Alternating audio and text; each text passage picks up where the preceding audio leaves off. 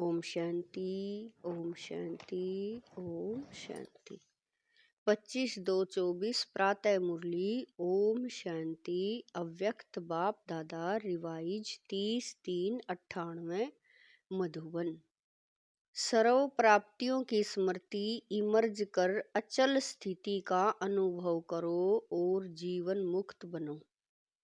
आज भाग्य विधाता बाप अपने विश्व में सर्वश्रेष्ठ भाग्यवान बच्चों को देख रहे हैं।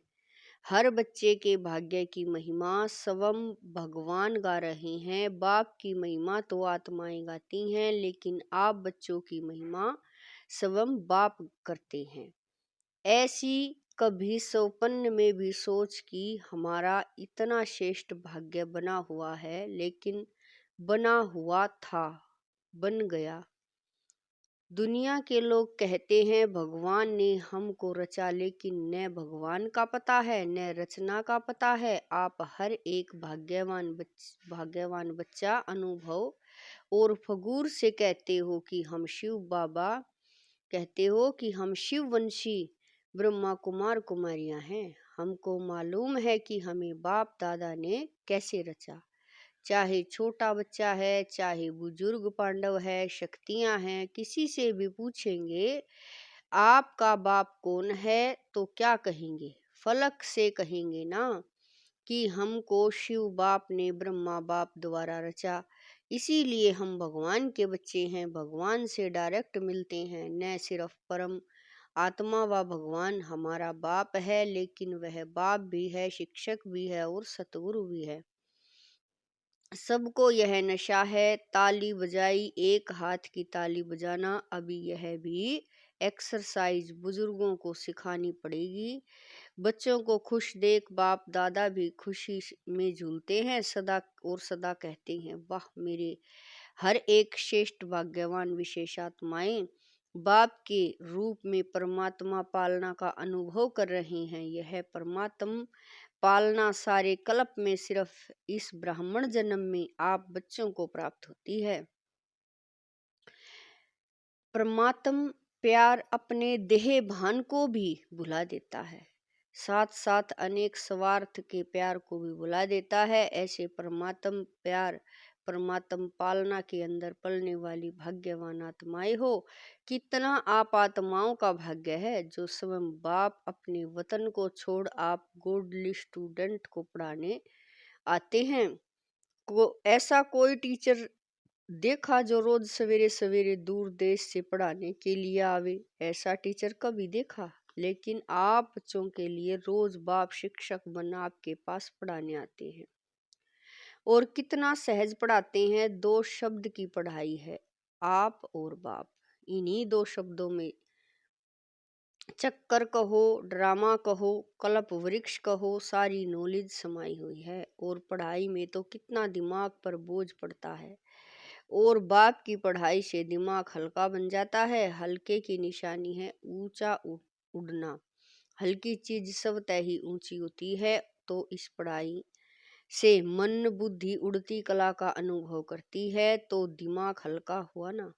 तीनों लोगों की नॉलेज मिल जाती है। तो ऐसी पढ़ाई सारे कल्प में कोई ने पढ़ी है, कोई पढ़ाने वाला ऐसा मिला तो भाग्य है ना। फिर सतगुरु द्वारा श्रीमत ऐसी मिलती है जो सदा के लिए क्या करूं, कैसे चलूं, ऐसे करूं या नहीं करूं, क्या होगा, यह सब क्वेश्चन समाप्त हो जाते हैं। क्या करूं, कैसे करूं, ऐसे करूं या वैसे करूं, इन सब क्वेश्चन का एक शब्द में जवाब है फॉलो फादर। साकार कर्म में ब्रह्मा बाप को फॉलो करो।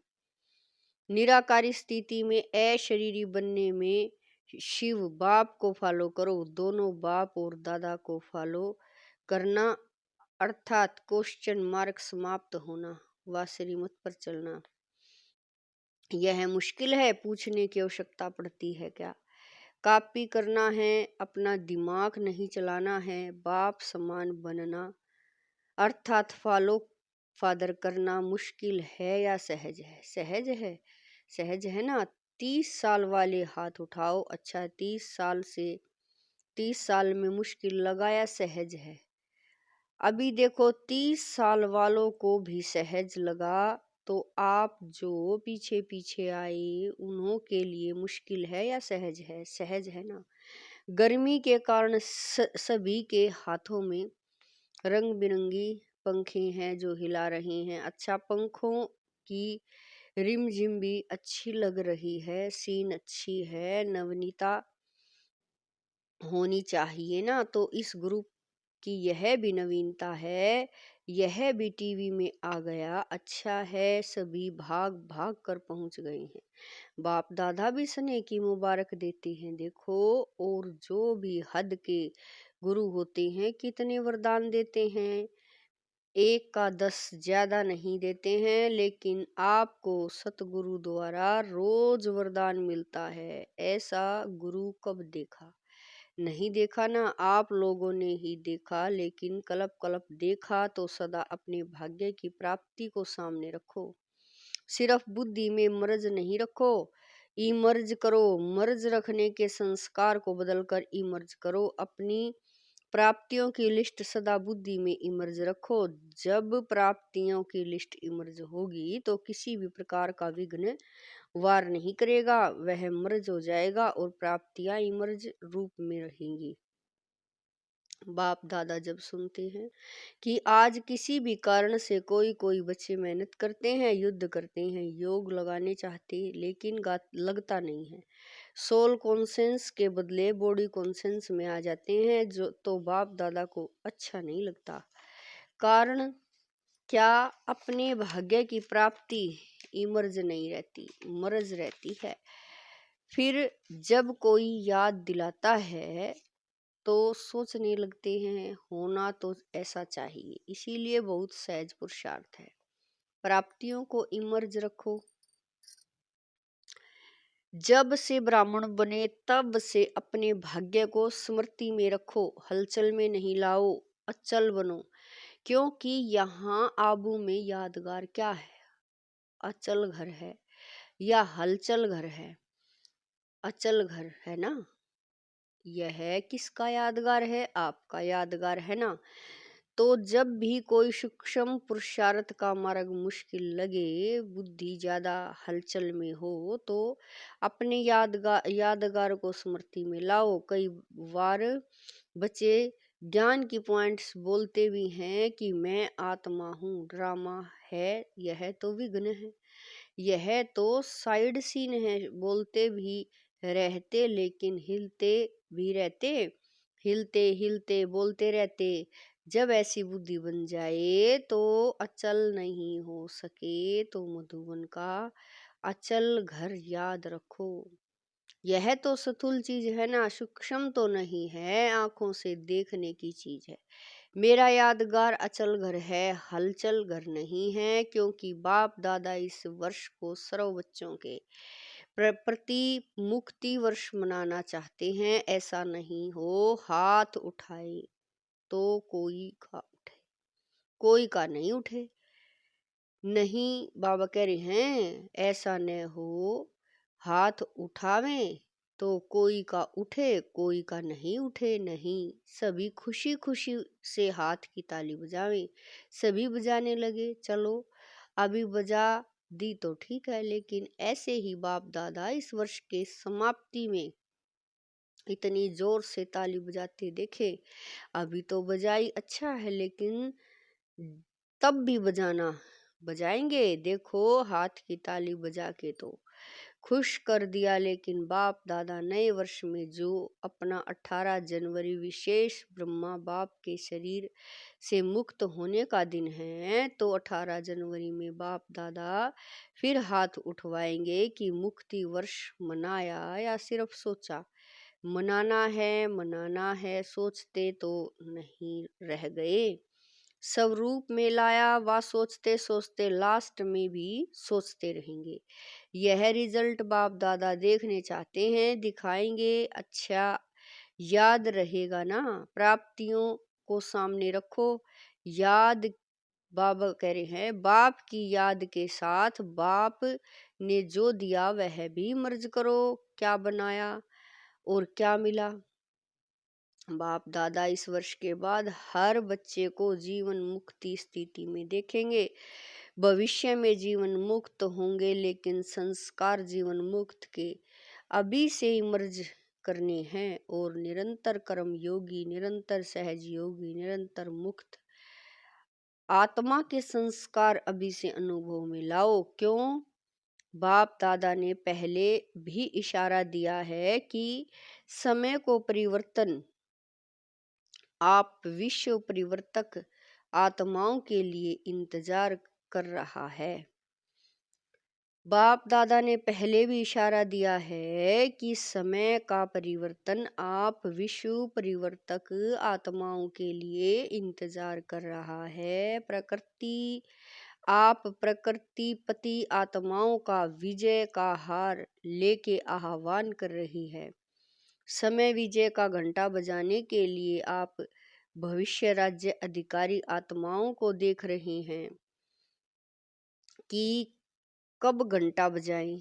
भक्त आत्माएं वह दिन सदा याद कर रही है कि कब हमारे पूज्य देव आत्माएं हमारे ऊपर प्रसन्न हो, हमें मुक्ति का वरदान देंगे। दुखी आत्माएं पुकार रही हैं कि कब दुख हरता सुख करता आत्माएं प्रत्यक्ष होंगी।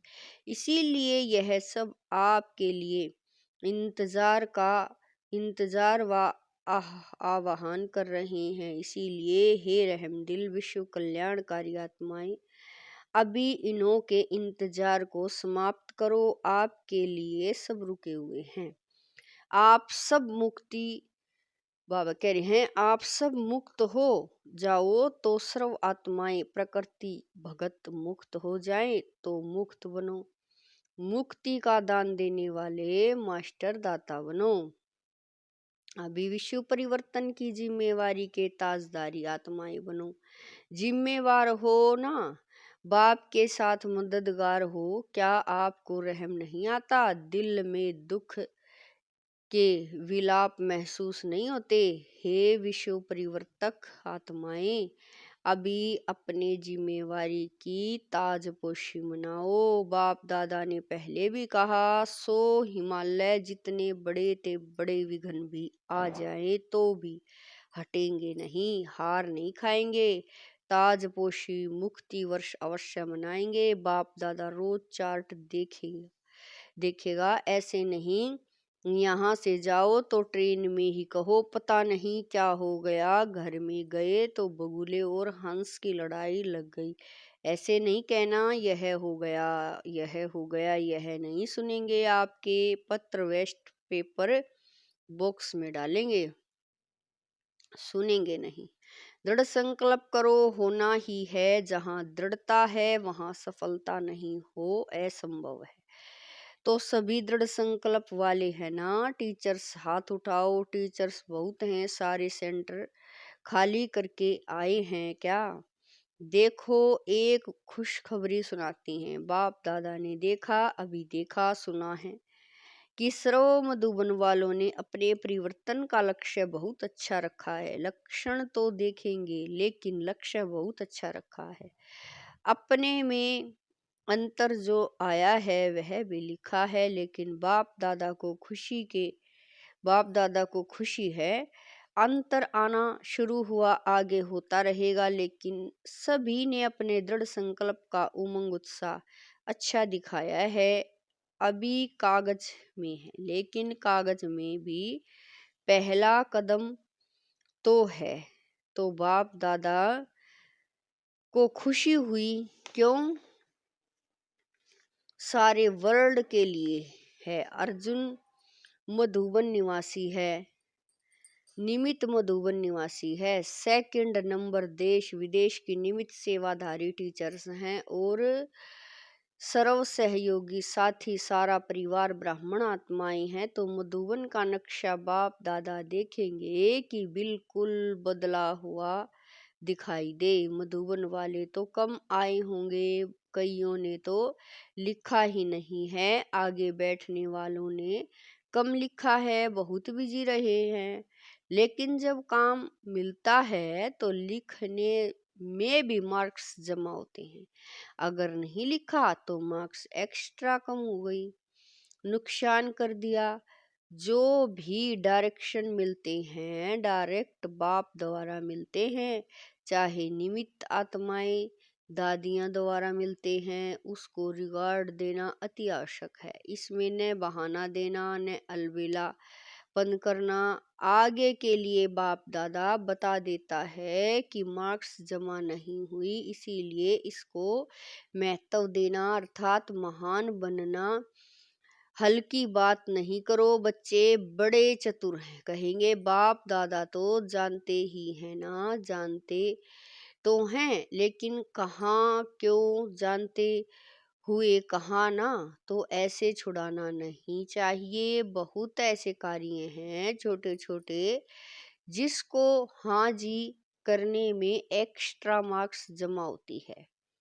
कई ऐसे स्टूडेंट्स हैं जो किसी भी पास्ट के संस्कार के वश बहुत अच्छा उमंग उत्साह में बैठते हैं, लेकिन कोई न कोई सुनहरी धागा, बहुत महीन धागा उनको आगे बढ़ने नहीं देता। वह समझते भी हैं कि यह महीन धागा रहा हुआ है, लेकिन ही कहेंगे। लेकिन ऐसे भी पुरुषार्थी हैं जो छोटी छोटी कॉमन बातों में हाँ जी करने से मार्क्स लेते हैं, और हो सकता है कि वह थोड़ी थोड़ी मार्क्स इकट्ठी होते हुए वह आगे भी निकल सकते हैं।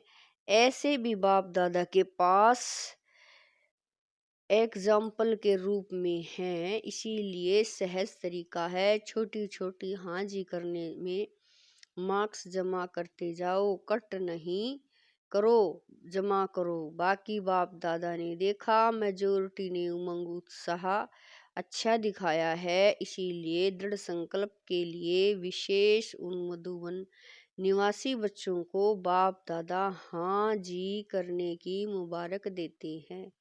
याद प्यार भी दे रहे हैं, लाख लाख गुना याद प्यार दे रहे हैं। क्यों? मधुबन है बाप दादा के स्वरूप को प्रत्यक्ष करने का शीश महल। तो एक बात की तो खुशी है, अभी कागज में आया हुआ कर्म में लाना ही है। ठीक है ना? अच्छा, मुबारक हो। अभी अगर आप सभी को अचानक डायरेक्शन मिले कि अभी अभी अशरीरी बन जाओ, तो बन सकते हो कि हलचल होगी। क्यों? लास्ट समय का यही अभ्यास पास विद ऑनर बनाएगा। तो अभी बाप दादा भी कहते हैं 1 सेकंड में सब बातों को किनारे कर अशरीरी भव। ड्रिल। अच्छा, चारों ओर के अति श्रेष्ठ भाग्यवान परमात्म पालना के अधिकारी आत्माएं, परमात्म पढ़ाई के अधिकारी, परमात्म सतगुरु के वरदानों के अधिकारी, सदा दृढ़ता द्वारा सफलता के अधिकारी, सदा अखंड योगी, अचल योगी, सदा विश्व परिवर्तन की जिम्मेवारी के ताजदारी, सदा सर्व प्राप्तियों को इमर्ज रूप में अनुभव करने वाले ऐसे विशेष आत्माओं को बाप दादा का याद प्यार और नमस्ते। हम रूहानी बच्चों की रूहानी माता पिता बाप दादा को दिलवा जान शिकवा प्रेम से याद प्यार, गुड मॉर्निंग, नमस्ते, ओम शांति। मेरे बाबा लाख लाख शुक्रिया मेरे बाबा। अभी मुक्त वर्ष में नंबर 1 मधुबन निवासी ठीक है, हो सकता है या मुश्किल है? हाँ जी, फिर तो बाप दादा मधुबन वालों को भी गोल्डन बैज देगा। मधुबन वालों को बैज देना है और सभी को दिया है। मधुबन वालों को मुक्त वर्ष की प्राइज देंगे, अच्छा बैज देंगे आपको, अच्छा वरदान है। ब्राह्मण जीवन में एक बाप को अपना संसार बनाने वाले स्वतः और सहज योगी भव है। वरदान है, ब्राह्मण जीवन में एक बाप को अपना संसार बनाने वाले स्वतः और सहज योगी भव है। ब्राह्मण जीवन में सभी बच्चों का वायदा है, एक बाप दूसरा न कोई। जब संसार ही बाप है, दूसरा कोई है ही नहीं, तो स्वतः और सहज योगी स्थिति सदा रहेगी। अगर दूसरा कोई है तो मेहनत करनी पड़ती है, यहाँ बुद्धि न जाए वहां जाए। लेकिन एक बाप ही सब कुछ है तो बुद्धि कहाँ जा सकती है। ऐसे सहज योगी सहज स्वराज्य अधिकारी बन जाते हैं। उनके चेहरे पर रूहानियत की चमक एक रस एक जैसी रहती है। स्लोगन है, बाप समान अव्यक्त व विदेही बनना, यही अव्यक्त पालना का प्रत्यक्ष सबूत है। स्लोगन है, बाप समान अव्यक्त व विदेही बनना, यही अव्यक्त पालना का प्रत्यक्ष सबूत है। ओम शांति।